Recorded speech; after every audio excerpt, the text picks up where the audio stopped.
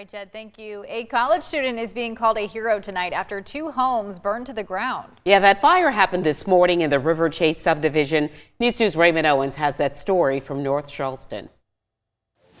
I had a chance to talk to neighbors who told me what it was like when they realized this house behind me was on fire here on Sumter's Run. 20-year-old Hunter Calvert came home from Clemson yesterday. He was in his family's hot tub when a neighbor yelled there was a fire next door. So I ran in the house to tell my mom to call 911. Then I jumped the fence and I ran over there. There was a girl out there on the street and I asked her if anyone was inside, and she said there was like 10 people in there. So then I went around the back of the house and I kind of broke in the back door to get them out. And everyone in there didn't really realize it was on fire. So it took them kind of a while to get up. I think they were sleeping or something. I got a couple dogs out, and then I had to go back in a few times when the roof was on fire to help get everyone out. I think they left the dog in there. But all the people were out, so that's good. He saved 2 people and 2 dogs. I think 2 dogs are dead. Sorry, I'm an animal lover. But they got the baby out. That was the main thing for me. Carl Calvert is Hunter's dad. He said he was not shocked there was a fire here.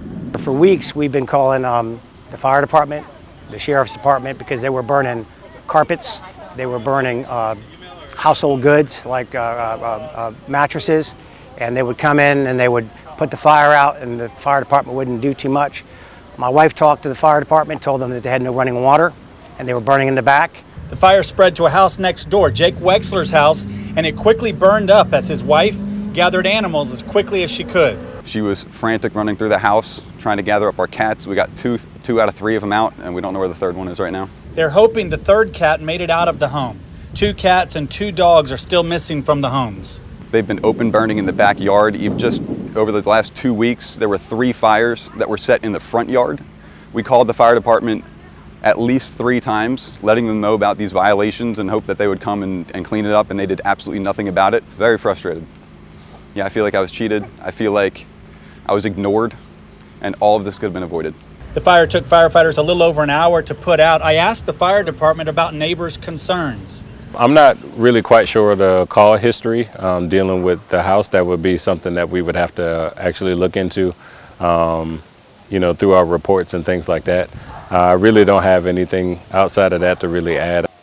The fire department is investigating to learn more about exactly how this fire started. In North Charleston, I'm Raymond Owens. Count on 2.